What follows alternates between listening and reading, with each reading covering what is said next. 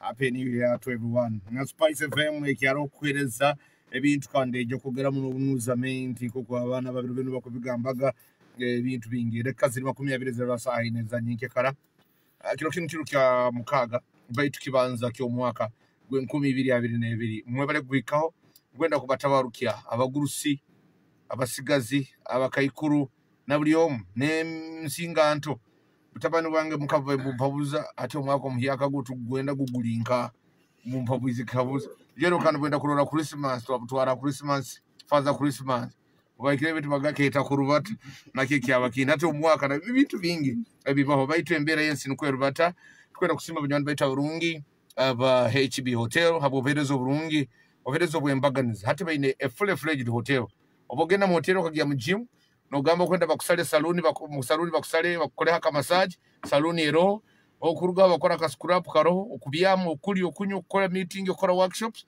just ba neighbors babeta aba HB hotel mabali kutusaka umwaka guno naguno kutwatandika today amasomero geja kubanga kingwa kusikira president mugahulire ate omuzaire wetekanize kira muno gana amasomero ga private binge bikuitagisibwa aga government demands entitled but still you have to meet them ina geza ko anti watunga ebyo bikure bikwetagisibwa kuba no kozesa omukorero nti omwana yagaruka asomera soma kurungi twino omuze abana tukubadagirizaga mu masomero nyine omwocho tukasomere nawe omwocho yabagawa man yasingaga muno buli kintu almost waragali wa man wetaka malira asomero osomesa wa primary ijo mberege na umuhora yanga amanyekizibwe kinyine government batambale mu magezi nanyo bata anti bakantwara amasomero go mukyaro onkuba nimbagambira ideas zange nje turarolera abana abazeni tubakokubikiriza ebyo bakwenda just osomesa abana bakuru mwenjara abana bezire uniform entemukire abana bali aho bintu bingi nkwetaga kukwata ekintu kinu omuzera kikwata nanyo musomesa kikwata nturuki abana amagezi gangali gengi abako musajja buli kintu yakikaga kurungi nsangire naye tombo itamulingo okugunyaga gali mazima ngo amasomero go mu byaro abantu bakabagambira bya government benda kuna gaibu na gaya abana bo bazale government yararurira beta ine nambere kukanga omusomesa ejja kumusasura baitu omwana alire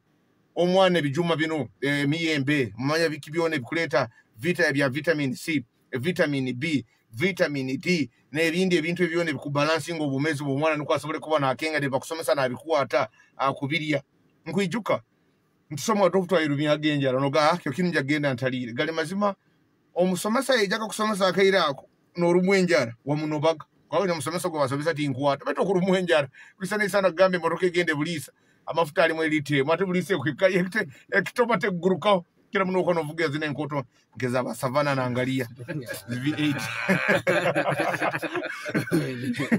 katali mugambe katali na vika rubiri angalia ge motoka angalia ge motoka inibara li orunyoro ge motoka yawe ge anti bagieta kasoma asavana ineri UAX ge bamanya V8 wari jo muyono ofunire kimu no wa mentioninga bakiali kufuna emirimo musoko mtakufuna emirimo betu mwene ale mugoborire mufunire environment yeso kuba ne makora mugoborire mukusinga itu abandi anyway simba webale gobora kuba notugambira owasomagana wakyali muhoro ihuri muhoima city oli mutauni oli ndugoboro ibi enale muni yandete kandi ba muhoro kandi taxi na mabale bagamba ogenda mutauni tauni bamba maisa hoima naremeke kukole ibi good environment yawe kolera mebirungi kana mbe ningamba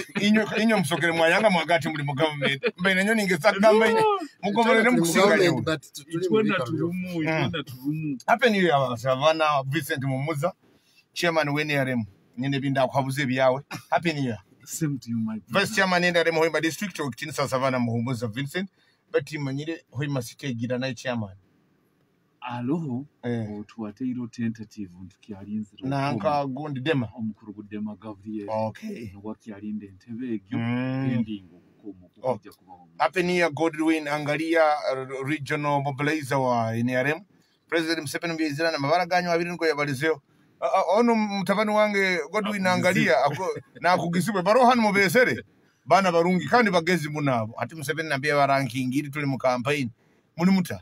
Happy New Year. Happy New Year to you.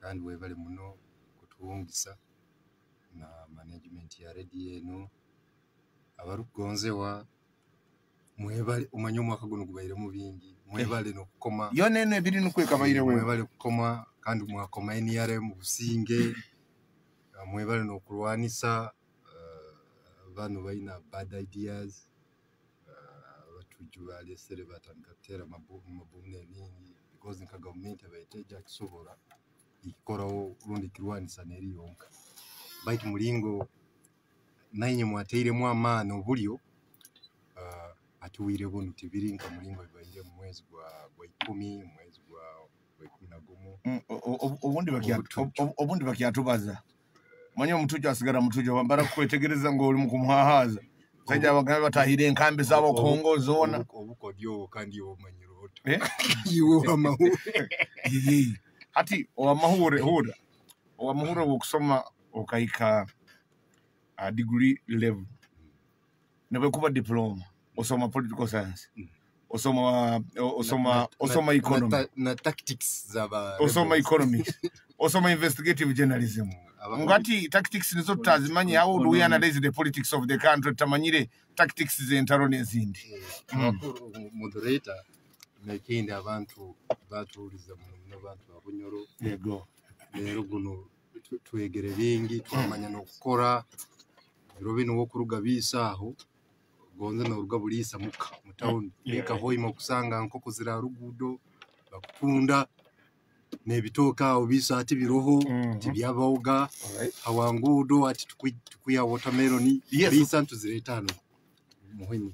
I'm delighted kurunti abanyoro batangire kega na mabala wanyu muhoro ndozire pachwa ndozire kwa pachwa aho ishiti pachwa hagati ya pachwa aho I think bataironka akatale hatisaiki ompira bakarehize bati abantu tubibairoga ijo 31st ya kuzoka abantu bebatenya kasende ko spending amba spending mu Christmas kozi na ebisoro ebiboinege muhando ndozire bitakumara but at least ngo abantu batangi kuturukiye ibintu byabo nabiya munju nabireta muhanda aho asole kufuna mwaka sente so bamanyire begere kukozesa businge buroho na ukozesa engudo zaitu kwekura kwanza okay mwebale muno emenda ya buno alright anya kutulize uko tuli tutyo ogwali angalia Godwin regional mobilizer NRM baitu bali na kasule mu kintu kino kya forces of change kasula ka support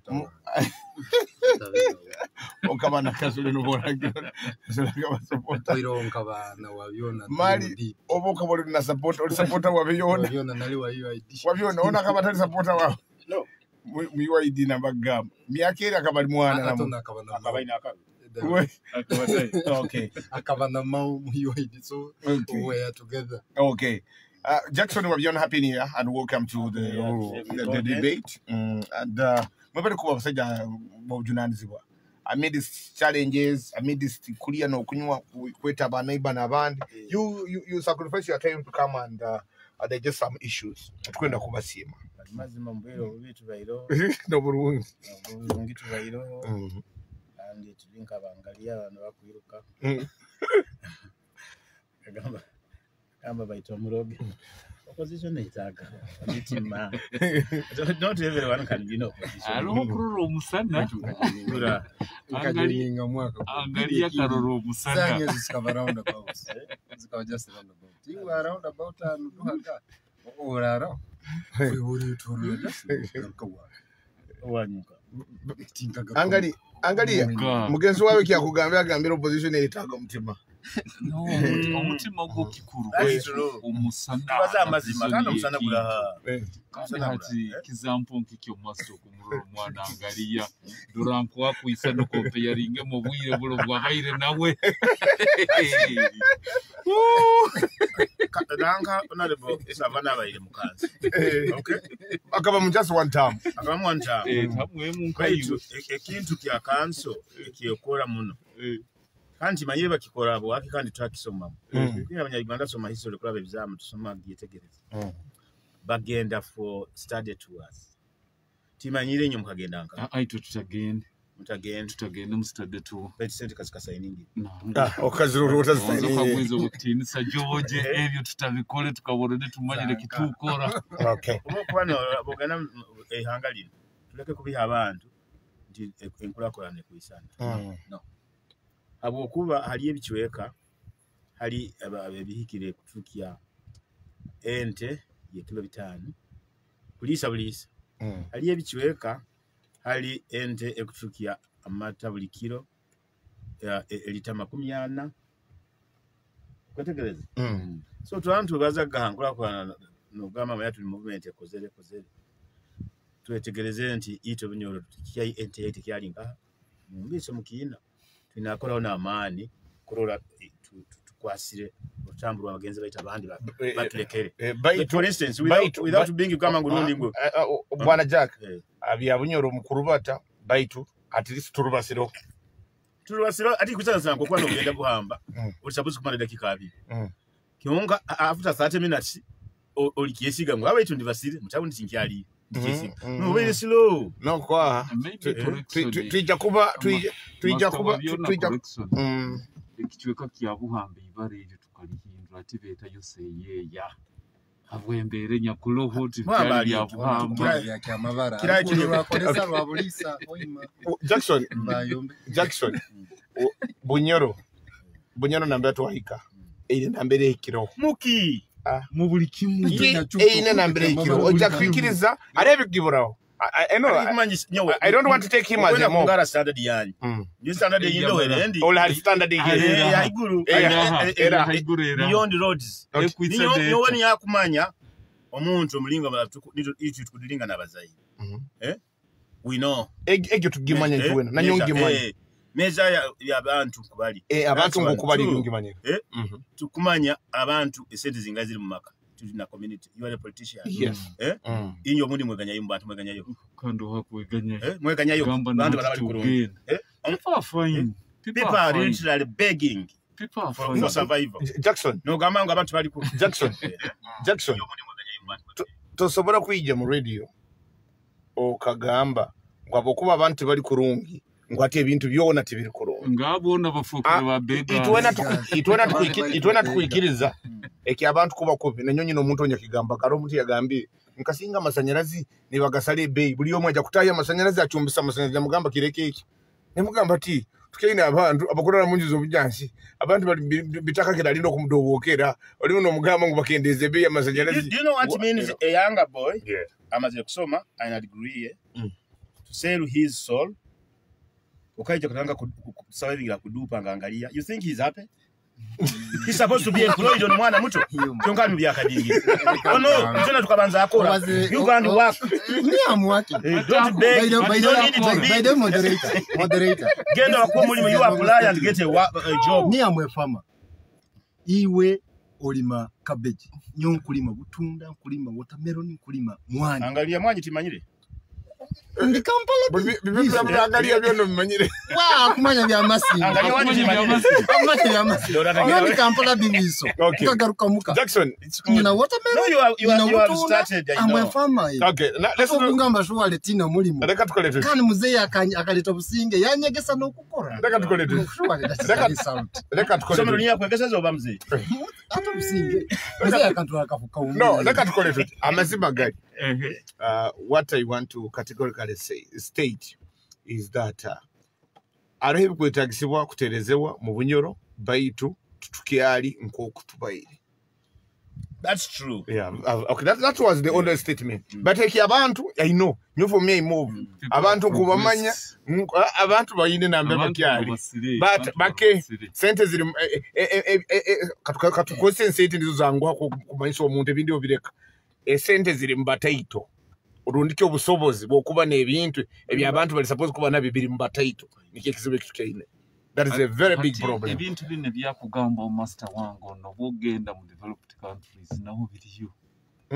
Bona tibasaba kubona center at the same level. Chairman is reality. We are saying basic needs. At for instance, omanye kintu kiri mukyalo ko muno. Obundi tukuzika abantu ntumanya kike kiro bike. Nankafuye nakoze abantu batikizanga abantu bakufanga kwa kakanya no. The quality of health, the quality of treatment. Erinfu. One, emibazi ekiro bwenge kubaga expired. Ekya kabiri eri week. Ekya kasatu abantu abakumanaging health systems mukyalo. Most of all those drug shops, in fact, they are not clinics, they are drug shops. You want to get them as what? As clinics. Oh, no, almost low quality. But you know, ngukusaba kimu. Wokono baze otalekayo ekyomuntu. Ngo otugenda mu irwaro. Ogenda kurana batugamba ogya kubaro kumiro mbazi guno osoko oli. Tera makasani omuntu ajja kumire bijumu atalire kwata mu mazima so babagamba rata ile kintu kama sasa akili yali yahe binyobwa babini hatiki kitukuga emibazi esobora kuba nungi chairman emibazi bamuhere naye bunde esokuba nungi baito omusajja nagenda yefike bijuma ngwa kukiro buswingi bagala bamuhangikira ebijuma emibazi ketana yonka wayizire kamigire nkumeze ezisatu kama zompebi banzo mpebi ato lyali akutunda atalagambe bintu tatibira kuyamba Baitabo banka bakumanza nikobiri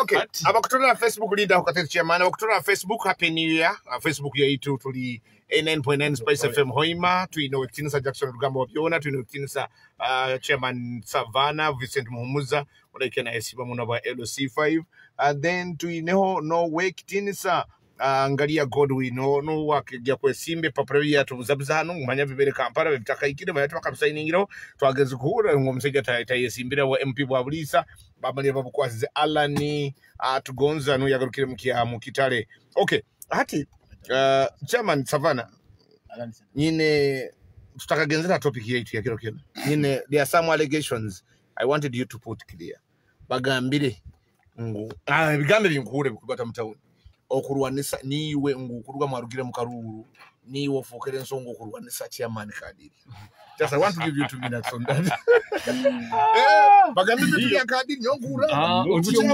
wapa okura ngoni otyo muno white moderator muna bahuliriza kubanza nko kutukagambire getugondeza abantu baitu omwaka omurungo muhyaka kandi obwobusimbuzi white moderator muna bampulirize Savannah tubano bwire bwa politics elective yogamba twesimbire kandi obwire obubukaho kandi bwa hoiroho nkagaruka mirimo yange nyagaruka na mirimo yakite ensonga egyo tukusobora analyzing ntukozesa 2 theories. One of the theories eri the classic theory hati classic theory ekutunulira ensonga ekagidissectinga kandi ekagreasoninga genuinely. Then the second theory could be the myopic theory. Myopic theory eri diversionary. Noruga hansonga notandika kutera left and right, that is being diversionary. Mwene waitu chairman, I always wish him well. Kandi bikebi kumugwaho. Actually inakubana abimanya wenko omuntu taka reporting aga mu office yaitu nkenarem nti wewe nyina challenge ziti na ziti nkoku wakabihulire na nyonka hura abuse of office nti bigureda manya bakabipangisa guru manya kiryandongo contrary to the law. Hati Savannah nuwe yakwata gureda kuitwara kiryandongo bagambira kumurwanisa. Not really, there is no fighting. Okay. Kanda abantu bakumisleadinga nibo bakuleta ekyo nti bakumurwanisa. Let's go to reality. Let's go to reality. Nsonga ke eyiba kumutora as our chairman. Simple. Baito boraka taking the myopic approach. Then you mislead everybody. Okay. Kando ijuka white moderator. Haruma ba kuikara kusudia. Maybe nibende rika. Kambaze enti. Chairman asemere kambaze enti. Chairman asemere. Baito nkusaba banyahoimu. Nabanya Uganda ituena. Chairman araba ine kizibu. Tumugambira amazima. Tuanalyzing ekizibu kituli kukutura mkonyera. Alright. So whether it is Savannah or someone else. Tosaka kwa chairman LC5. Bakakala ni bakwata batyo kuswaza district. Aija radio akambira. Nuwa kuswaza district wa kumkwata ni kuswaza district. Nawe let him come and tell people what is happening. Bakumkwatira. Akwetu na trade. Atu nuwa kwekwata guta kwekwata. In fact nkabura anti one time. No. Nawe the man is at risk. now is not time to kukwata. I even heard him Those matters. To get them board out. No, we need to be serious. To get them Those board. matters. Wait, what he is talking about is this another. one is judging. I'm not judging. Listen to him. He might judging the movie. Listen to him. kikuswaza maybe nkibalize kubi kikuswaza chairman wa district akwikara abantu bamuzanira family area at risk. I heard even in abana be one time they were abducted. That's what I'm hearing. So that's not the best thing to do. Hata bakozi baralechenga batano omuntu ijoyiri bakolesere na ampingo omu office. That's one. Two, the all of a sudden ngo agenzera bamkwasi na kyalira. So the best thing to do kiriwe kuija akagambira district what's happening. Very good. Not necessarily going into the details omusango, but agumye a district na abantu bamukomere na abantu abakora nabo nta ekiroho kiti na kiti kigenda kuwa kiti na kiti. Abakonyezi ba chairman 5 ba aids, I hope you are listening, and the thing is also on social media on Facebook. You can later on retract the information and listen. The chairman wabiona akugamba ngu chairman district akola actually chairman wa wonyi eito abantu basite wetu Kaboyo Kaboyo Brian we inyo tumukuswala. No. That's the word he used. I'm not saying that. According to this assassin. But the issue is Savannah says is not in the thing, but you can imirona mukamoli ikia Savannah bakireta. Anyway, now omwaka gurubasire gubaire mbingi okay your president Museveni ikirize kokubeka ile bihandike bitali binabimu amasomero gagarukemu amasomero getu gete kubanga tandika kutandika n'ibiro 10 jakusoma rugambo wabiona, you understand this. And then bakutugamba abayine kwegemesa bayine kuba abayine myaka 18 agenda iguru, but aroho abana bamu bayikergemba complaininga nabazayi nibagamba aroho abakuru amasomero abamu bakubatira amasimu nibabagamba ngu abana beije na vaccination cards omu masomero. Wabiona you a case study in this one nkwenda tukieleze dakika ina tukibazore ntugenda nsongeri because all these are very crucial issues. President ikilizeka masomero gagaruke mugatandike ebiro 10 bine bisigalire bye bidongo nebindi after 14 days transport ndike bye ndubata bigaruke ngo kubyakali kuhimba abantu abajuire bayitukandije kutaha mu kiruka oyine kuba oyine ogemeseyo. Jackson katandike nayo, what is the circular saying? Havana abali below 18 bakubasaba vaccination cards kwa bagaruka masomero, what is it? Angatikiriye ekyo oyiro bakusaba omuntu wena ali nemyaka 18 ogenda ayiguru agenda agemewe nike kyo kiyonga esigayiroho kiharo condition yona ekwakano mwana kuija asomero. Alright. But two amasomero gayina kulora gakozere survey mu bana abatwina bayinga abagemerwe na bayinga abatagemerwe. Maybe if that is the purpose, that's fine. Because what I'm hearing, abana bali mukupa kukati bakwenda gena nokudupa emyaka bahulira isomero nambera atanda asomera na ayenda batayidire simo mzere ni bamugamba emyaka la gidupa hotel hananka runda bataka kozere P7 baita bakozere P7 emyaka ebe established bandi babahandikisa bakusaba birth certificate. So ekitikiasoboka musakura talimu ekyo abana bali hansi emyaka 18 genda asomero bagemero tikirumu. Alright, kandi usaya akakibaliza okay. Oyo rundo ono nyoma yitingira kumuliriza akibaliza gero baki ara yo takibalize Yabaina abazo na no Ministry of Education dealing na Ministry of Education kanu kadwe romukazi onda kana nawe actually president awuliza muno report zone zikuruga mo Minister of Education muno egyo minister agide mu interest ka final person azuliza wile kiyo report azifuna wile ka final person when azibaza your input on that. I think Wabiona has made it clear he's one of the proprietors of schools in the region. Bana bijja kwamba garukayo moderator nyoke nyine nkyali myaka ekyayongera yo kusoma kandi mwana akusoma wabiona kyabalize lero mu byona byakira kubaza gano mananu kwa ile basale central agaruke njya kuleta abana aleta abana ndete bayinga wewe nyina garukaso nyoko basale bagere yo ina petroleum lo oina oiro basale yangi mpenja kuleta abana babiri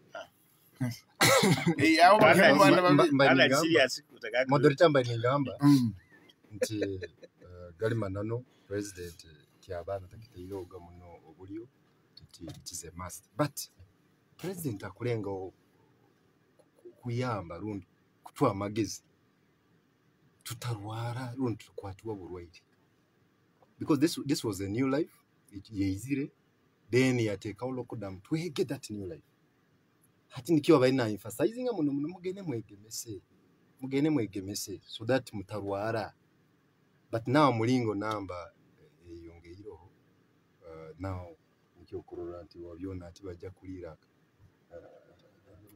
amukeka batateyo muno ojja morora ati tamananyirira so masemero gali mazima gakinguiroga anajja kutandika kusoma but still I emphasizing rege tugende twegemese so that tutafuna muno burwayi. All right. Njemani Savannah amasomero gagia kingura. Well, amasomero gagenda kingura and it's good abukwa abana twikaire nabo for quite long. Kandi kusigikira directives za president zabaire nahereza nawe is equally concerned abukuba twikaire muka twarwa covid mulingo gwe kurubatamu. Hati kintu kya immunization of course tagambege it is a must into mwana inakuba ali immunized but it is incumbent upon us nkabazaire especially abana baikize age 18 and above kurant twabagarura masomero bakozereki begemetse izirundi basindagirwe. All right. Right tugenda kutandika goda takatandike maybe kambaze ka central school we are going to push nanka Ministry of Education etwala masomero na munaga body as vaccination centers. Nbakusa kuija 1 or 2 days. Nko kila gaba ebitima byenjoka. No. Don't take a lot of time on that. With vaccination. Just koragana na team. The other day Spice tukakisaba hano bakitwereza twasindagisa rukaga kinana na mwenda. Actually program ege tugine kaida amachachi amaramiza gandi gona tusindaga so master wabiona yenye mubaza ahura no to in a tertiary institution na universities zikatandika mbabe ni babagemerayo. Yes, I can give reference hano mu bunyoronka mbali tertiary institution kiro kirinka bakiriyandongo nyarura is kiriyandongo technical all ande bokumugambira tertiary na masindi baberembaga bokumugambira tertiary institutions mbunyoro zikumutalibanza because takwirora na secondary so amasomero bagire bageme. Yes, 1-2 days baje ko almost bamazi. Okay. So tuleke kwa kutoka mugere ebyo biwele katugende mbikolo. And then Jackson, there is another issue of teachers, availability of teachers. Abakusingo wingi bakahindura emirimo. Serious problem. Abasomesa bakiro bwingi tukusera bahyaka bandi bakahindura ile mirimo olagamba anya ebyo kukani mwana wananda kusoma because mutabafueho bakali akahunga kiro ibirizi mbahereza wao kada chitwe ito to dependinga afizo mzaidi. Once that relationship wekachweka to private schools bazitaro. I think people think that private schools are over percentage in quote, or therefore they have savings all the time. No, that's not the case. I think now abasoboire we persisted like emyezi esatu budget yakola wow mwasigaza akanya tutanka gulomu yatanka kweyiya okay but maybe mutu agenda mu topic yegyo those are some of the lessons we want to share. Let's start with omwaka nkokumugubaire social economically and whatever levels omwaka gurubasire guta Jackson wabyono bokono gutunura 2021. Before that I can see some people have already sent some messages here at Facebook. Tukakubasima David T. Abigaba is just talking about the petroleum law guy, emphasizes that we get vaccinated to avoid getting COVID. I don't think that's true. Vaccination doesn't prevent you from getting COVID. Let us get vaccinated.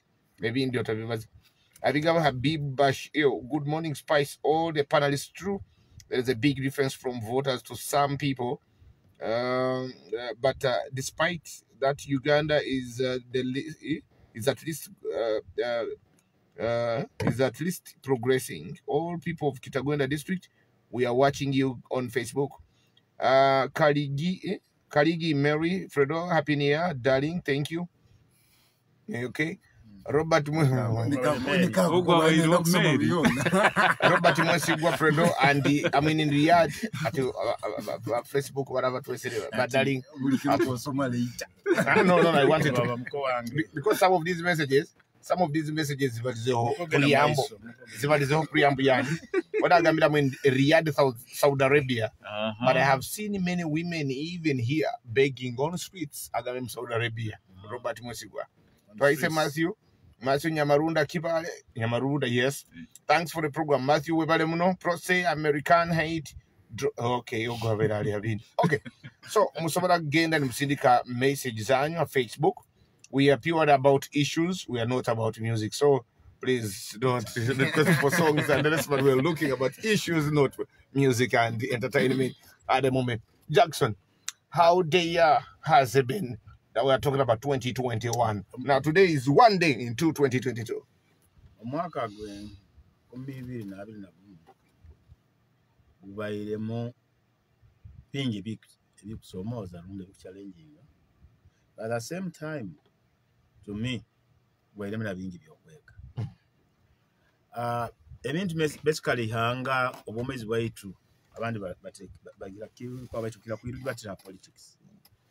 The politics of the country, kwatane muno bintu lundo bomezi lundo nokuba kwa abantu bona ka bantu kandi lundo ko muntu wenka. Okay, oichuka kurungi ikyamani muno tukatandika omwaka guno no koma. The biggest event was koma by MP na president. Ordinarily abantu bakoma kusera obuhereza, abantu bakoma kusera obwekulembezi nuko babe mu mbeera bateke embeera eri abakolesa ebintu byabo. Kyonka okukoma kwa mwaka guno kwongera kuyiwamu ekitiinisa. One from ababukomi kandi naitwe abakwenda kubatukome nabekulembeza abandi. Orejuka kurungi ihanga likaba mu violence. On record, more than 50 people died in one day. On record, just on streets. Abantu kwesalinga. Okay. So, ekyo kyonyini kwesalinga kandi mbire bwekoma, it's an issue. Where is the anger? So, agaba bali misguided. But still in that election kuyabaire na nebizu byayo akabameki okwega that Uganda on statistically nto yabantu abato. So they use this time in this election this year kikarugayo clearly that you can't wash them away. And this came up na honorable Kyagulanyi wesimbire omanyire kuba election irundo kukoma kuba electrified kuchamuka buli tubaide basically abakazi naba youth ntubarora nka special interest groups abantu disadvantaged abokuyamba but kukoma kuno election ya 2021 ekoleka they center. In fact they are now determinant of the politics abokuba 70% bali myaka 3 nogaruka hansi. So meaning nko yanga nabekulembezi bona betegereze kiyokora how to contain our youth abo, how to energy egyo gikolesa. Of course kirugire no 2020 guno mwaka no habaire peak eyo ure ya covid ekatere ihanga 2020 abantu bakabataki kengo ero batero and basically peak tragikeo. But 2020 even in the lowest the farthest village feeling abantu bafa amarwaro gaba overstretched oxygen yafoka oxygen ihanga lyona lyaba overstretched. It's only that Ugandans but are resilient bagumira mbera yona mtime kaguma ekikaizire tibane kibakola babazozere bizibu bingi nebikira. So it was a challenging year, especially those two things ebintu bibire the election hangalike yongera kutabuka politically regime enono zona za hwayo they were making sure they should win try can level even almost again the crisis which come campaign the issue of Uganda, the Uganda question came out that Uganda now ni bagamba ni so no ranting with that is the unfinished political load itukia. So those two events are defining Uganda, but related to nanka COVID habaye kintu kya masomero Uganda niyo ekingira amasomero and total lockdown kile mahanga gend gone Uganda gakigulaga ngataisa, but Uganda 2021 Uganda experienced the longest lockdown. Amasomero gona gakingwa, business zona za kingwa. I remember one time mbile wa lockdown now kagenda para. I could not believe. Hali wasanga gemo unanka mupaka. Ibisoro byona byarugayo byayija mazire kuhika. I mean, hali wajika no sanga mamotoka ningatahuka hotels zikikiye River Nile. But wasanagambe abantu basana bafere. Umenye kichuka kifere. I will give you an example like when I nabaini nkaguza bachiri nanka Chiri hotel. Nabaga nkasanga yabakozi mukaga. And yet by employing abakozi 8 but you can imagine. So employment abantu babateyina ekiba kora completely twatunura ruhanga twatunura kirakaija andi yakorekia mahano ruhanga yakorekia mahano we are still alive yakorekia amani tukia mahano yakorekia amani tukia Gomez iyo kya mahano kuba okanoenda kolekia yokanoenda kolekia ruhanga jamani nyo mlingo urubanyira mahano na wewe ko wayaka kinga okay tuna twakinga but what are the lessons here? All right. Lessons ezitukwegamu. One, nti nkeihanga kani ko muntu oina kumanya nti kikatuwekesa nti at any point in time hariho obwire obwokusobola kwesanga ochwirwe hali ensi yona okaba wenka and therefore kikumanyisa tulina kuteekaho obulyo kakuba tulabaga mu mbeera egyo hali otakusobola kuyamba lundi kudependinga halondi ora asobola kweyemerezaho angali oina kuteeka obulyo omuntu kandi nike ihanga ngukakuba tutabuka n'abana ibaba yetu lundi kakuba habe embeera nk'egyo eyagambire otaija mwanga na nyonta ijanka mwawe amanga kabatakya tahirana ebisahe babikingire togenda harugudo ikaramuka. That's a serious lesson. Nti we need always kutekereza self reliance. Nti kakuba mara a week in China kwatane n'omuntu ondi can I survive a week, a month, a year? In fact Joera Arroyo andikira gamba obugaiga wealth being rich usakwane sente but kugamba oli wealth oli nobuguda kisigikira ngokusakumara bwire ki otakora otakionka okabaho osemere kuba na byokulya so okyetegere so ekyo kiri lesson ya mani nti osakuwa ine duka osakuwa nokora no mulimo luni bakolesa luni no dealinga kionka okwetago ya sesinge self reliance yabo nto ina capacity ki iyo kakubosa ense kusala iyo kasigala wenko kutwala bwireki nosobora kubaho egyo lesson yo kubanza lesson ende yetu asa that one Jackson needs a lot of emphasis. Wealth means bwireki obusobora kumara otakora baito okabaho ebyawo bikabaho ebintu ebyo ina kubaho bire pese the best needs sobora butaba ne otagura motoka empiyaka baito enkuru kasigala ne rubato laba niho berelevu rundike gali ya orawera gali nebyo kulya nibijaga orambe ndake akachuni kaija akanyamba nkaija bitu babihindukire ibara liyekitu was about income generating but this time even na income kabeta kozereki kabeta etatero isn't anti-active. That's what we are saying. Let me tell you, the president has always talked about that agriculture was not affected. Yes, what do you mean? Oborabataro transport ekwiha omuongo bulisa ekagutwara masindi bwangu kano gamba you are not affected. Yes, you can go and dig, but you can ogwenda kuihambo sent. We are not in butter trade. So how does Omuongo from Bulisa go to Kasese? Uganda. No. Because the president has been talking about that very Let me thing. write. President has been talking about it. Agriculture is not affected, yes. But how about me, who is doing simple commercial farming? Entaito yokukutunda obutunda bwange bwije hoima hoteli ogambire ziking ati nambira banyu obutunda butakia ijayo no bundaba mbwine buli buta abakutekeza agriculture is about kulima okalibe ebina okabyara okezo okali it's a value chain. Yes.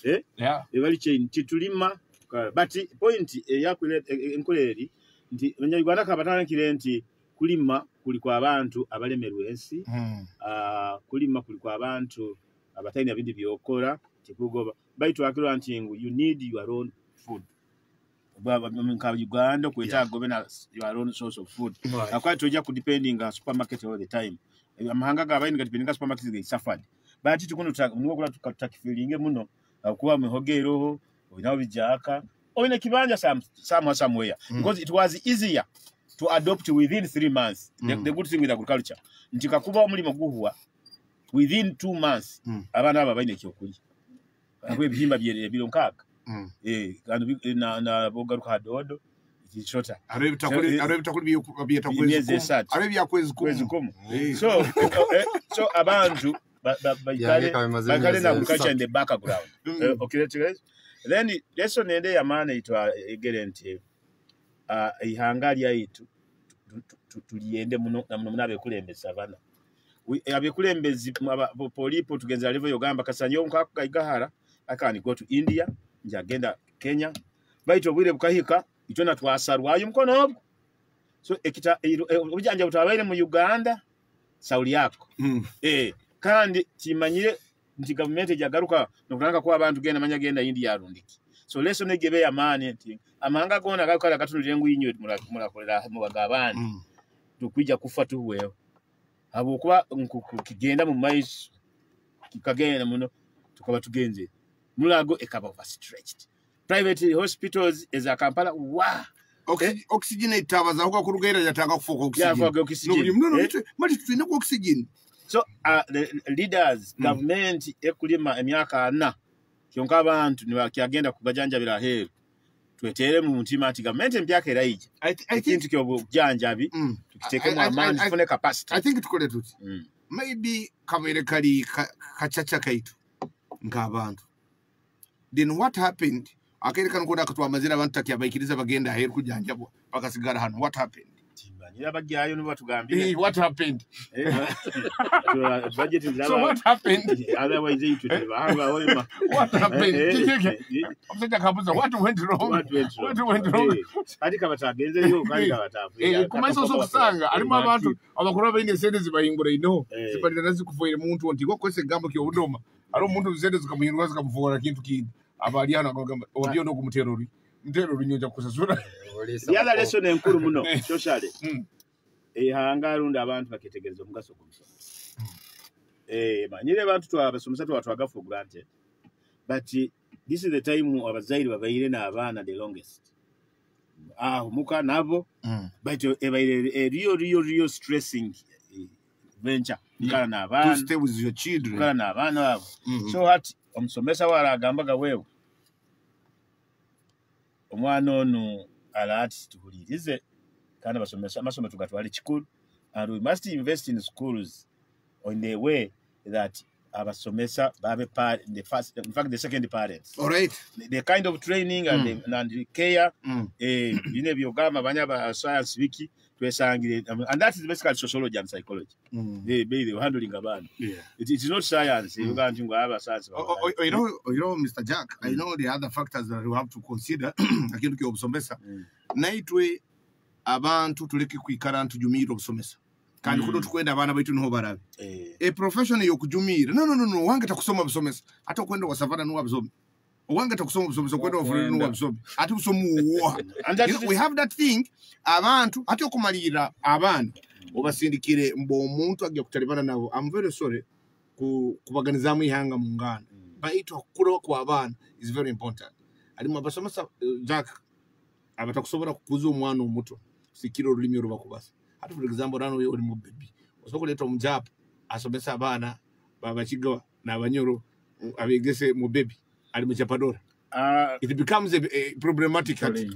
Ministry of Education is trying to rectify that through the thematic curriculum. Yes. Njo kula bagambira nti bagambire abaana kuruga mu nasale kwika MP3 babanze basome babeni basomera medium of exchange the local language. Yes. Why?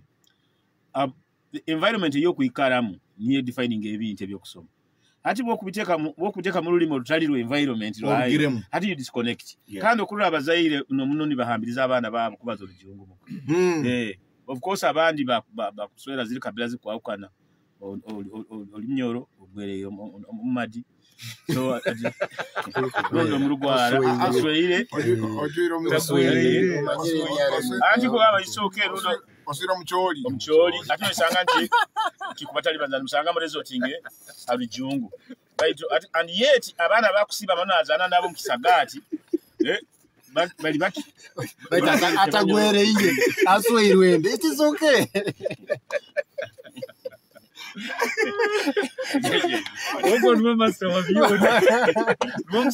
Kani no abaye na agenda no nangwa timanyira wakiagali yakimkwasire omno ekyomucholi makabayo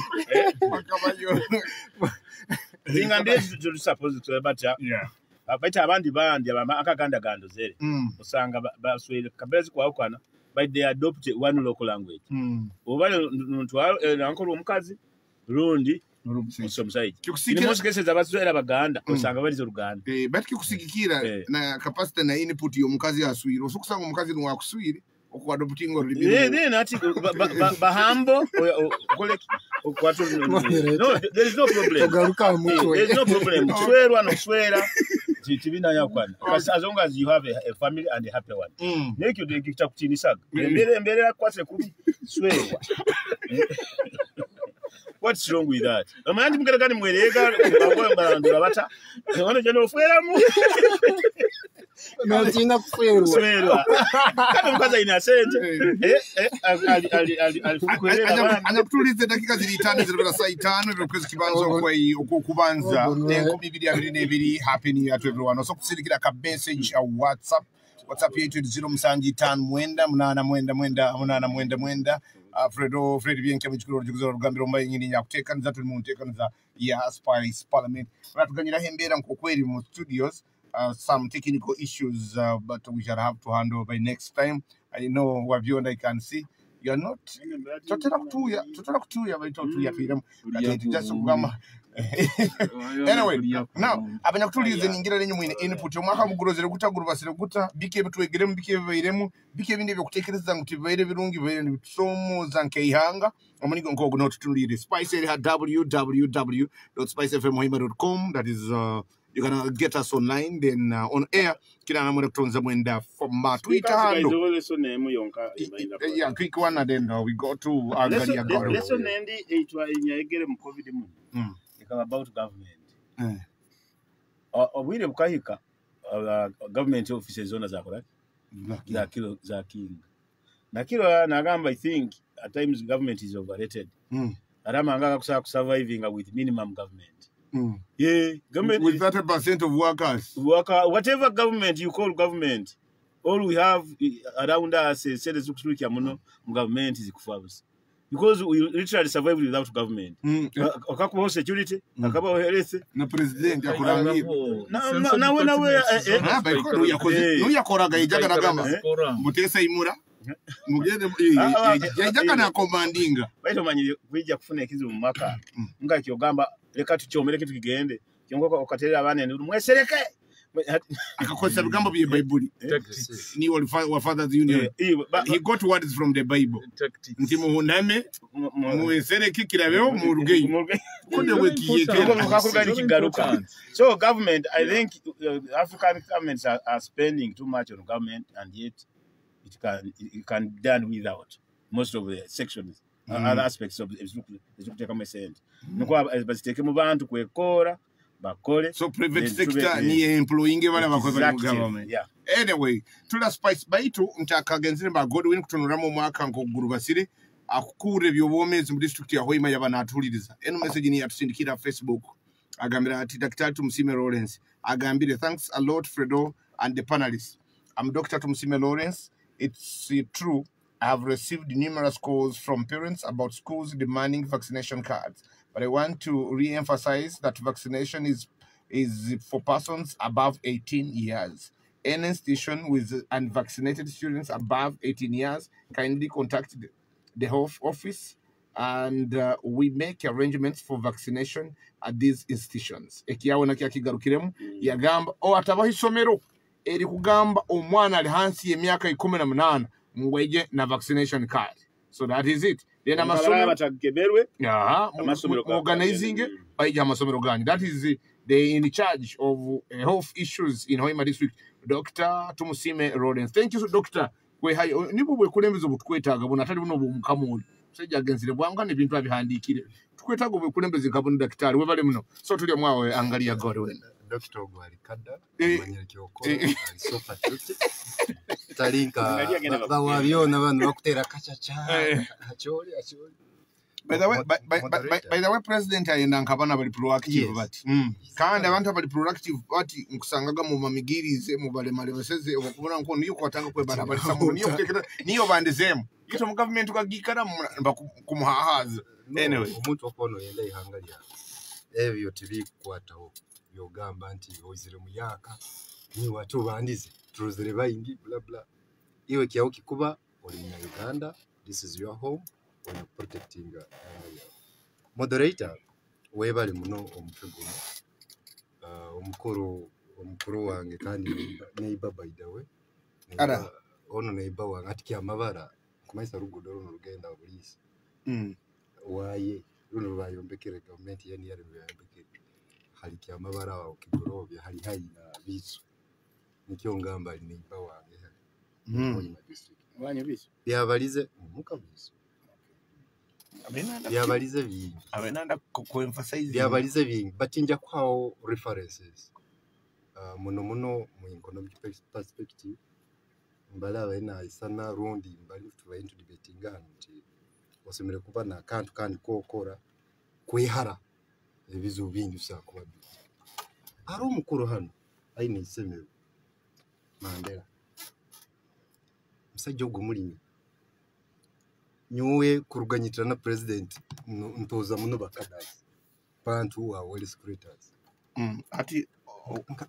okwenda kule kurutinga bategeka no ogo senior kada kagenda mfamu yayi nyasanga na yegisa bakozi bayi basomesa how to also have such side income besides teaching Max Hotel kiliando bategeka alimbika ijo ali mu miti alimbiyo kuya bya bulikiro mucheri mucholi mwani nte nyonka genda mucholi actually nuwanyegesa izikandi kuli mepicho Max Hotel kiliando bakozi mugungu mugenzi wange kandi mukazi we nawe kabasanga mbegesa abantu empira heren nuiba heren so what I'm trying to mean that gonza okuba na isemero nka central leko gamba ati tu closing amasomero ekyo kihoyire musomesa no accommodate these people bole kyokora nkamunya Uganda because bakuru niwe nkamukama wa tosa kizukwika okagamba ati kinu kankira tingamba mukuru director takozere but yes angalia abantu bakira angalia we should not oversimplify things Okurodanti, this gentleman or any other person who owns an institution like a school, again, no recruiting abantu. Abantu nabagira interests zabo. Areba kugamba nyo ati we kandi you nyonka janu kusomesa kanotangi kugamba ne binyongambe nibyo nyonka kama ntagiye kubigyamu nagukasa ngage dropping nyotagiye ngambira nicyo kuronye usomesa SST ibyo bina toso kugamba ngo buli muntu weno so kumuhindura osanga abakusinga bakikozero. The only thing maybe we would be talking about kubahereza lessons no kubahereza loans eso kuba kuba capacitating basobole kuba nebintu ebyo maka gabo. I think that is the way but abakusinga ito na complete akayizire na apart from wabiona kulima nkomu but the school has a farm which is good. The tractors zirora goza ate video kasingo bene Central School has 2 tractors. Okay. Which is good. Kimbaini ndenga okubaza. Aro twabaga hano nira side eri.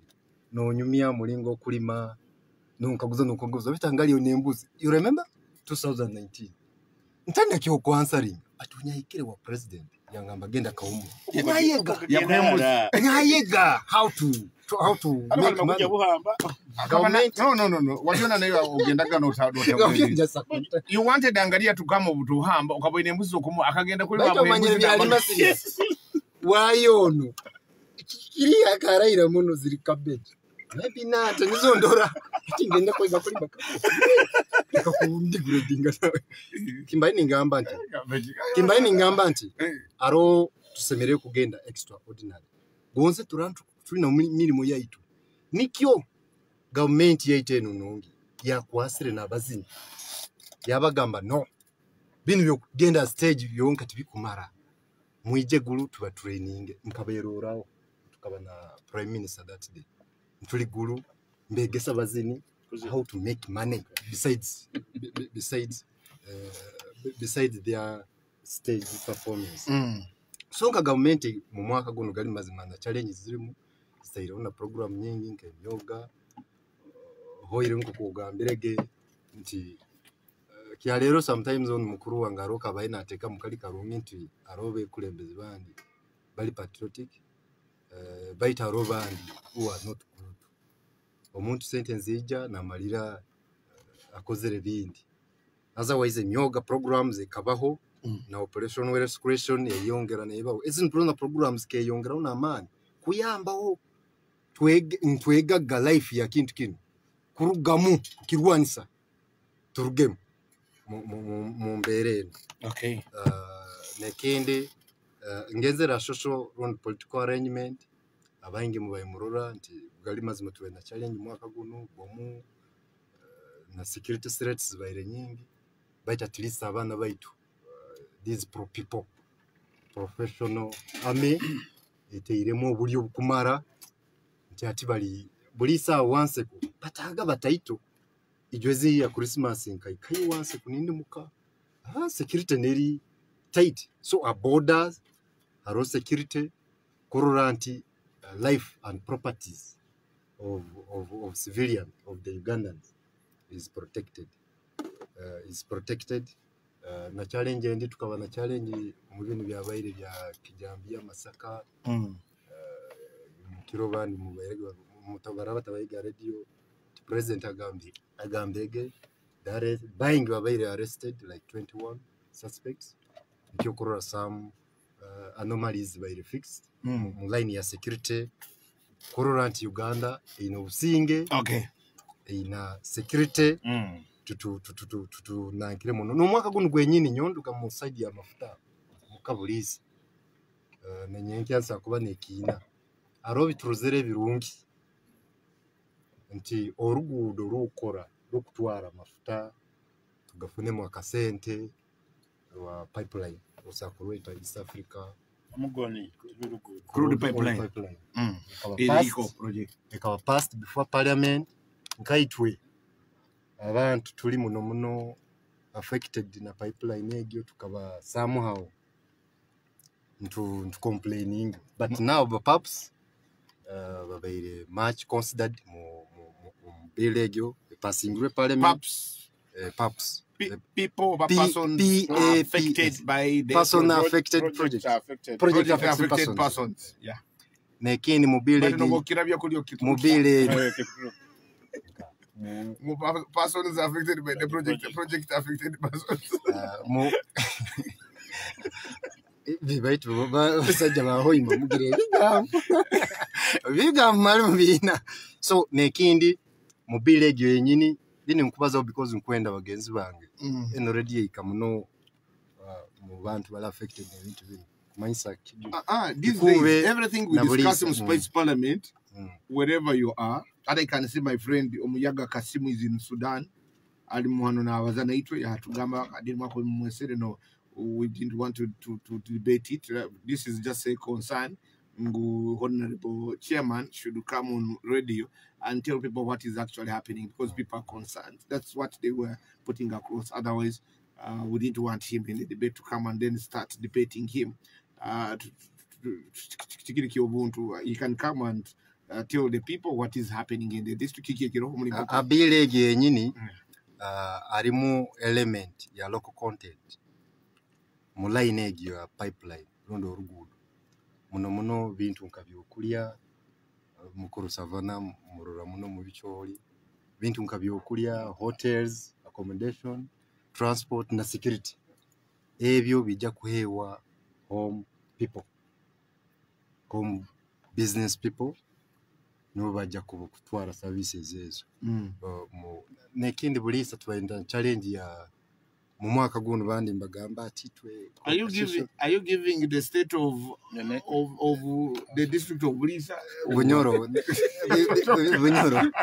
bunyoro nekindi tubaire muno bantu mbakyali kuba compensated mu pipe mbali pipe ojja kuraba nabakikubi bandi jwezinka bambe mbayisana bagamba they need their money but kintu gonzo bako barabize mu pipe na minister wa energy jweza kaona kibaza batakusaswiri haja kuba okasente kabesere disturbance fee kabaja kusasura ozo singire musamu mukuru so bini byona bibaire mu mwaka guno gwa 2021. All right. I got to get mu space parliament to kusima ba HBOT breakfast is so nice. Ana katugende mbo wekitinisa ona takambya ntu ngo mwaka guye yegeire mu kulima. Guno mwaka gwenyini nigwo nyegere kulima. Kulima no lima byokule byokulya na bya kasente. Atono wabyona mamba kyala bya kulya. I want to tell you nyowe Christmas ekitoke nyalire nkakiya just msiteke hukia. Ekitoke kakia mkihukia mtawe ati akiro kino ngiregejo kyaterekera abati kandi kyaterekera we omwange nyire muga nabandi banyijuza kwa kusima abantu bamuka yaga west mwebale kulima buli muntu ayine ekintu kyokuhereza ona ine kinyobwa ona ine bihimba ona ine bicholi ona ine abantu actually ito namba twakuliye ntuleke kisaka kuikira kimwifaka sinuka kugenda nyanja mpikire yoga ambere kiapa kweta gamba ndaiga namba munywani wa bali nkuli okuhona abantu baine emisiri people are productive even na kikube twendaba kabo yombiri bisaka that's why I mean actually in support with abantu abakulima bikaijo mbichweka bya bunyole ebimu privately abali baine itaka lile aido bataine kyo kulikosa batairo mageza ngere balikosa bamani bachwire mukutahe bikaijo berekingu basaba kibakimu chairman ekitwina ku mobilizing abantu ngwe kuba ine hika mukago boy 10 zono kazi bamwe bikaijo is a bad thing ribaho kiri abako kwenda kora ka business kurolera abana nebindi bora abasente zirugamukwe then sigero likole ebintu byawe bindi nkibyo omuntu n'emiti na yeri nkuru because ngoroga abantu bakusinga obintu bakwenda gya kusenya mu kibira kiwa itwera wazini Bulisa abantu basenya mu game bizabo wako bahereza lines ejjo gya kusenyayo bajja kusanga wano de nayo bakozere kigenda yo once in a week ni malira muno akanta commercial agriculture gonzo okuba model farmer kiri kirungi muno kwegesa banipa ba nyowe wiro bunu kulimira ndugire muka garasoya kulimira Kampala biso kubiso tuna Kampala nyowe nakafamu yange nikyo bero bulize wabyona agenga mugambira olimira Kampala ati Kampala baneiba what I did nyayita baneiba ba nyabegesa how to plant even pineapple mu line obutunda bataga batakuyimanya so kiri important wabyona kira obutunda butane buruka Buliso okuba tabatamanyira haro modofamo obutunda Bulisa aliye michungu n'emichungu haliyo michungwa kandi michungwa tibagirima nka project batagamba girima muntu nateka jaso muchungu ebiri wayo choke ne ekoraki angalia with due respect obukodi bwa obulezere akasente mu mkuruja kaihayo kiri kirungi moderator kwegesa baneiba bawe bali muhoro how to have a side kandi muhoro honka hoima west otyo muno wetu moderator hamwe n'abagenzi bange turi hano abubwire bumuhaire yukyare kikuru cy'umwaka ogw'2022 ekire kikubandiza kimu kandi kwesanga anti tuli mu studio wetu moderator hamwe n'abampulirize omwaka gw'2021 mbali guhwereire kaguzo kyo kubanza kibayirege guhoyire baitu nkujaguza kigendo omwaka gw'2022 mu byoneka imbandize ge kutekereza kandi nekinyakwetagira nayiwe okyumitirizeho kibayirege that we are still alive habwokuba omwaka gwa 2021 gubayire mu mejale n'ebintu bibiri challenges and struggles obwe bibyona nibirugira hakirwaire kya covid ekyatuteire kyaleetaho ebintu bingi kuhinduka kiti yono omwaka gwa 2021 ogwo mbali tugurubatire gutu affectingire mejale mu 3 spheres politically, economically and socially. Era nikyo kurana bagenzi bange babayire niba bikuwataho niboleka either socially rundi politically rundi economically omwaka nkoko gutubereire a very big challenge. Politically of course master wanga kibalizoho tobururu bubayire buta baitu constitutionally nitukimanya kurungi nti Uganda tuba with free and fair elections. Hate kikarugamu okaguza was it fair? The degree of fairness I don't know, but was it fair? Hatobo okaikiriza kuparticipating what you should expect ekyo ina kudihira nti I'm going to get fair results. Wama niki ikarano yesimbira notagenda mu court. No need. No need free and fair. Fairness. Kando bwire bwabukuba butakahikire nubwa kugia mu court you will not have kuba trozero abagenzere mu court still batakozereki batasucceeding. But nevertheless challenge baide mu politics omu okoma kubayiro baituntu komera omunkome mpyaka scientific elections, scientific campaigns ebikaba bitakabahoga. Nevertheless twamalia twikirize bikarugiremo of course abamundi bagaba tuzindirize batwibire onu najaguza nyonsingire feyale. Of course politics nukwe kaina kurubate etyo. Politics it's not marriage. Nti nkuja agenda hali bandole ninseyiya n'omukazi no. A lot of struggles. Hatolo bwa kutera mpira gukakurabaho boyenda kumuhambya nti kandi yampara na yagira ati some of the things you just close no gone is gone. Okay. Then economically ekirwaire nyamuita kyatuletereza ekizibe kikoto muno habokuba economy yaitu egarukirire kimu hansi abantu no butratu into producing but the market habokuba kutwale kintu kutunda there are no buyers. Nkubu bayino ogamba tulimira obutunda olimire enyanya olimire kikyonka maduka gona mutawundi bagambire mukinge whom are you going to save? You get the excess more especially when you are dealing with perishables. Exactly. Hata at the end of the day na agriculture yonka yaba affected nta abantu baturukize babuziroho kutunda. I remember one time 2021 netandika ekitoke kikagenda shillings 13 omugimba nyineka ina kutunda ebitoke nka 5 omutwaro gumune kichweka nubwagule kireme yenyama and yet mu family ye aina 10 people and above hati no genda kuwesanga ntaho agriculture naye kaba so much affected entaye yaitu yagarukira hoiroho habwa government enunge ya NRM hatalo stimulus fund obusente obukunga yongeza mu business omu kaba master wabyona abantu bagya kutunga sente ezo kuranta amasomero gabo of course nkuleserenke example yosabatunga baita bandi tugia kubakonyera nka NRM akosize nkekyo it is on record you burata tungire don't buy the master yo meleka nayo kuzalira sente tungina a public na yakana tuina konyera let us have some tuina konyera bwana chair. Yes please. Ekya wabyona gamba muri suppose kusomozebwa okumwina kutereza wabyona kugamba mugenda ni mubaze ebintu bino a president mwine mu bintu binge mumbalisize tekawo myoga tekawo bino ni mugenda ni mutekamu complications ni mutekamu kwakulizo mundo the nitty gritty ni mubuchwachuwana hati esente zo gamba zigia boundaries kanga bigamba abantu batazitunga. For example, what happened to billions of money is a private teachers circle. As we can what happened? But the president would talk about them all the time. So there are so many challenges with the money. That's one. Then again. Why is this government taking too long kuhikiriza ebintu ebyeraganiza yagamba nyenki obadde manya mukole bino manya musangu ati mweteekaniza ati ati for example abakusasula abalimi beetaavu.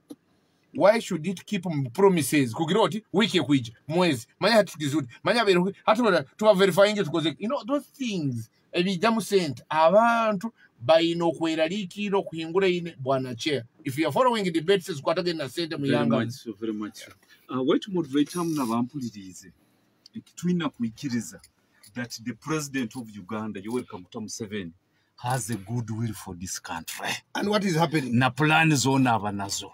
The implementers, the technical wing, sindika sente manya kandi kino manya ono takagizira ata manya ono takagizira ata. Of course, President Obwaragira abaragira, he doesn't work in isolation. Takora wenga baitu nagamba musasula abantu ngukande hati manya ono takasainingira process ne dragging, and yet Uganda is a moving country. Some of the office bearers. Process by process. And some of the office bearers nibaba kuletereza kutunobesa government yaitene enungu. Government enu kakweba ile limbi. Emyaka 3 in power is not easy. Baito kurora, people keep on appreciating. Nibasima NRM bike byekora na programs zaitu zona. Nikyokura ati muzei agamba any stumbling block towards the development of Uganda, he will kick you out. And that's where we are heading. So, nkwenda agumiza abantu. Nti challenges zikaire hezo zo kudraginga process ne rubata mwaka gwona abantu bataka tuungira obuhereza. It is coming to an end. Okay. The centers are abasomeso of course kayihuraho the 20 billion oba musako. I don't know what happened. Baitu kyonka bu president had accepted tabasomesa bakoleki batunge sente ezo. Ebyo bitaira aruba Waitu moderator na batulirize. So sale ekintu kyatubere a very very big challenge in 2021 and in the history of the country, in the history of the world. Kurura maramizo ni bagaragira gakinge kandi busako yongera kwesenge. But naijo mukuru abalizege yagamba ngo akwenda kumanya nguruhanga aba ogenzire mu muzikiti no muchachi honga hadi tasokuba ide cyakibalizege abereke nababuza ngo nakwenda mukamwegese akantwa actually ekitabe kirukuwera kigamba muragana mazabi edini ababiri runda abasatu nambera baragomeraga hamu no barayesororeza na warakora gaki yarabagaro. So obwagamba ababiri runda abasatu, it doesn't mean Fredo Savannah na Waviona. We can be in the hundreds. Asante habuzeka alenge kitabu kirani kigamba babiri rundi basatu mubeyo buhamba. Not really.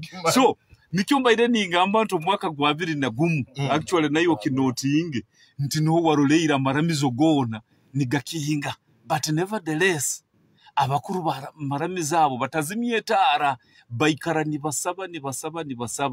I want to assure each and everybody listening to me nte kintu kya COVID kinu as much as tuteiroho buli obono bayini bwetagisibwa God's intervention ruhanga kozira mulimo mukoto muno habukuba ne kintu nkukizire kuhuerera nikisirimuka nobody knew era nuho tukurolera nti mu 2022 hati tukuruga mu COVID tugaruka Omicron.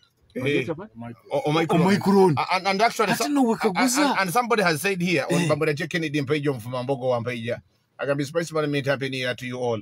And we can do all what we can as human beings on that very point to fight COVID. We do what is possible, but leave the rest to the Almighty God.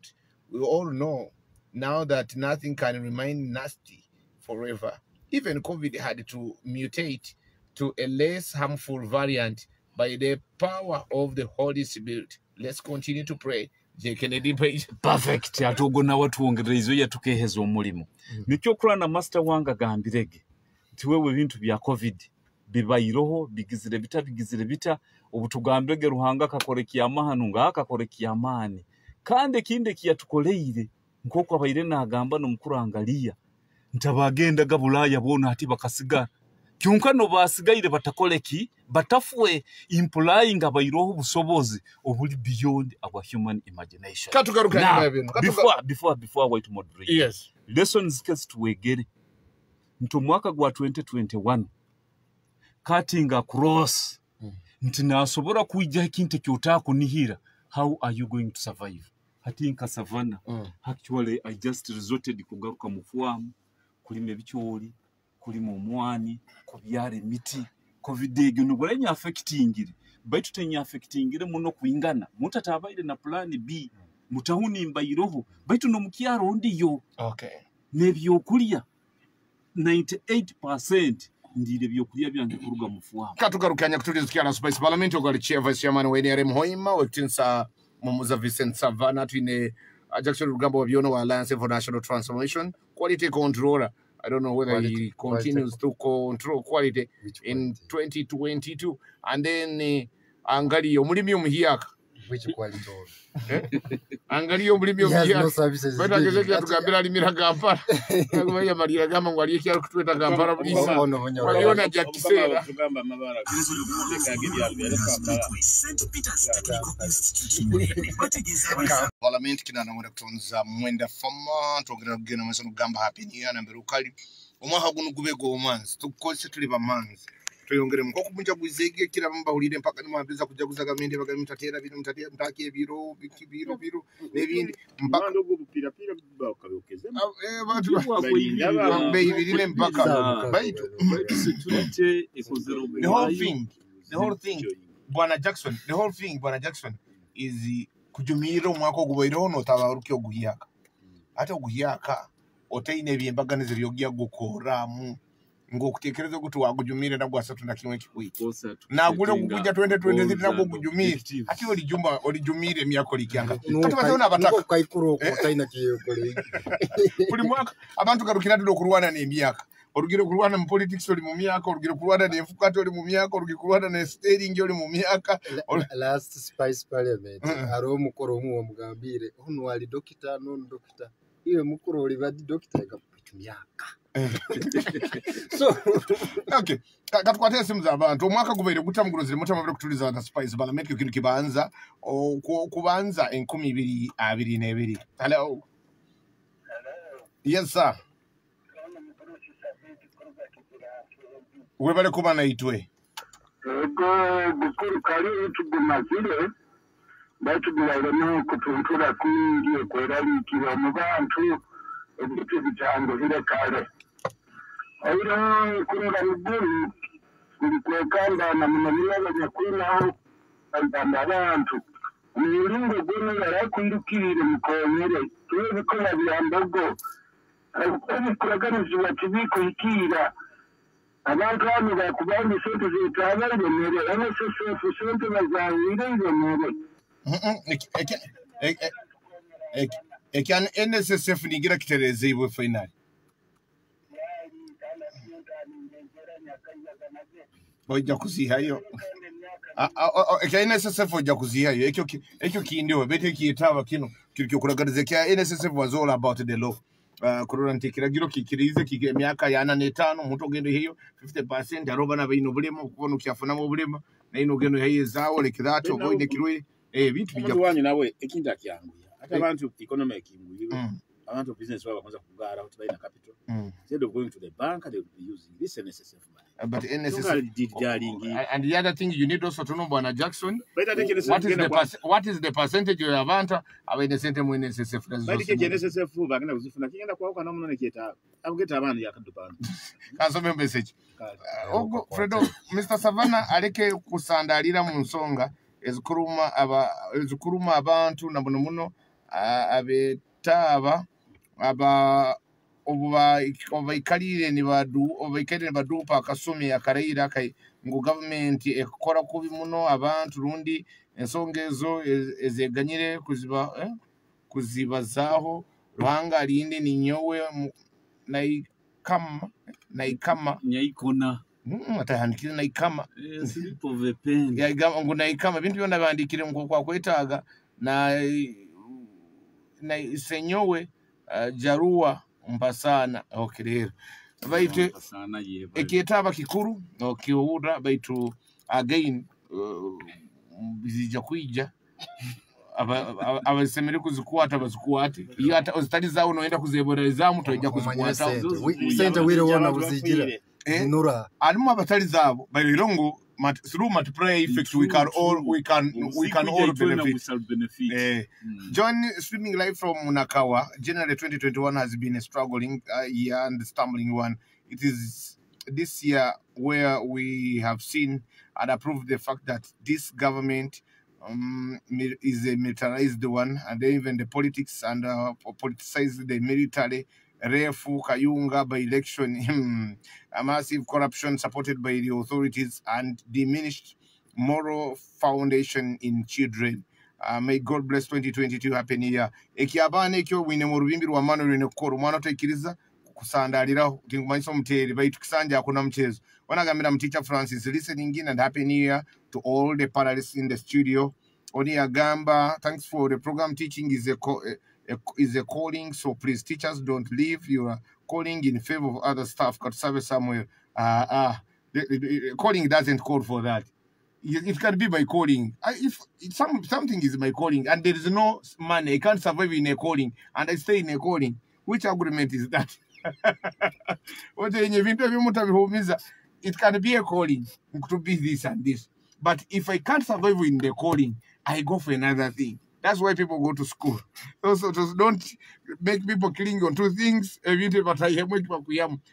mesa kwa hapo mlemere kumkodinamo ya kwenda kafune bini hata basubine basomesa bengi bali ba leaders bakavurugamba agenda mbintu ebini. So the likes of George Katinga kamanyire bakwe basigere harbaho ngo kwa bakwenda calling yabo bagikale bakwikira ndo bakugia. Hello. Yes sir. Yes doctor. Hata tafuna programu yangu msoni akaishiriza kwenye zavitaraita kuruwe aba tekeni kubayanda tishine kinga ezabangaliye moto kazi kangu ha leze ndi kubarangaliye kamuzangwa ulirangaliye kugaruka ebyanyu angaliye kabyamuhire ebindi kabutakulwara kurungu baitu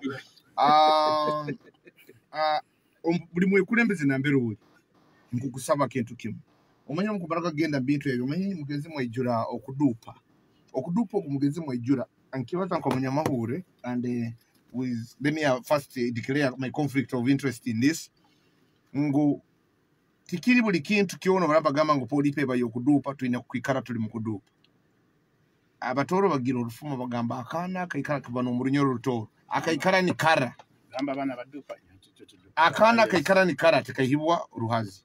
So turuge kubaliza abantu kabaseke muntu arano manye sente tizikwijja nyinki leka kugambira omuntu akwo kwenda atire mu ngalo bazemetendere nko kwesemerera kuba neva mugiru base mugike na mugiteka abantu obarane basigara bakubihirirwe balisemererwa akiro kiri kiyenyini ekiyempero ngo kigambo kakitobeza bali bino byokutanga kwikara abantu bajja kulema no kwetegereza obo limbwe kulembeza kukala abantu nokugamba weekend because I know there is a leader ayiziro no mu studio hani ya program yagamba oba mwako goiro oba kono kukiatandika ngoya mu parliament tukimazirege hato tukimazirege by next week baja kuba basaswi kurugobo kachulera utabibaza no kubibaza don't talk about some of those things ebi abantu kutera mu ngaro kabaseke abantu mubalisi mubegese police mubegese amazima sente zirwatazi kayikaba binyoro kusambangana akinte kibulo munaenda azokenwa kozirege. In fact na nyaka honorable nyakato yabera Kigali rege bamgamba none kandi kuleta byake tukabimara biki abarora na university na university nuko muenda kutwara bintu no whether you opposition or NRM buli omu wena aleke kubaza ebintu byakacha cha comedy turuge mu comedy tangambira abantu abazima burano umanye to ino busobozi bukuleta university singo handedide bubanyi ngutujja kukora ka team burano umanye ngo team iba composing nayo composition of the team itwine nayo kuseneta bwine baza amazima ugamanyo wewe ne team eno ngirugiremo bungisangira binda bindu kandi kyakubere kiri kiti na kiti twine mwebe ebisibu ebya kutangaliya gambira abantu amazima sendeze tabazi kusasubwa. The last communication I had mukinti ekyo kaba kiri 100 minutes. No way I governor report I think before parliament. So Kirungi Prime Minister ali mwana wetu wa batakimanyire aruga kakumiro.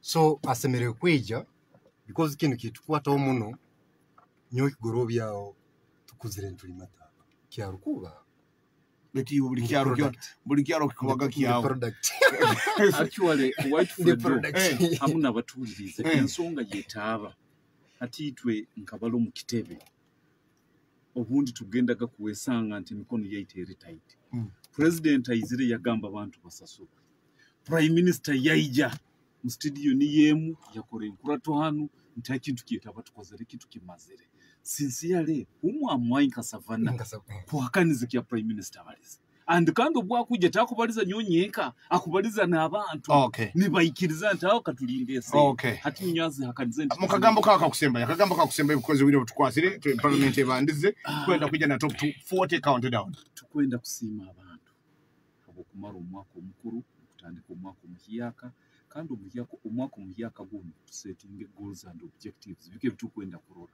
ebirabire he nyuma birabiroho orabo ikayiro mu kintu kitakufuna it's high time watigaruka drawing board kandi na government tugiya gisaba erugeyo erolenta abantu yatukwatiraho ombinte bitukora nuko tusobole kugaruka today angalia your final your last word nyowe kubasaba abantu babonyoro twende ihanga lyaitu tuongere muno kwenda ihanga tobe bakozi kandi tutwale n'abana hisemero omuntu asomere abana bingi bya kuyindura mu ihanga mwebali muno mulinde n'obusingi gale Godwin angalia Jackson ndugamba malira kweno covid no mako kubairo gubi usane nko muntu agwire baba agwire imukaho ugaruka libati kandi abazaire mutekaho mbera yona abana bakaroke kusoma oragumira omwana kumkansolinga runda bukwabaire na ali business runda nakola ebintu bindi akwanga garukayo itaba professionals abasomesa nugo muri mugwaitu nyeta yetarunde omuntu ondi wena ajabaze no muzaire dekagamba anyukana yangi ndakola ntano future hali tugenda eri mukusoma wetaka tigenda kweyongeraho alright anya kutudize spice parliament omwaka tukubagondeza kurunga betro omwaka tukubagondeza bugondeza ruga byo kukera kutandika kunywa saa hemo oli mukunywa saa mukago tamire ira kangaza kukangaza uruga mu kutekereza ngo kusaba hari giti kujya gibaza koza agikorera mu business obyo nalire top 20 countdown na zambali niye garukaho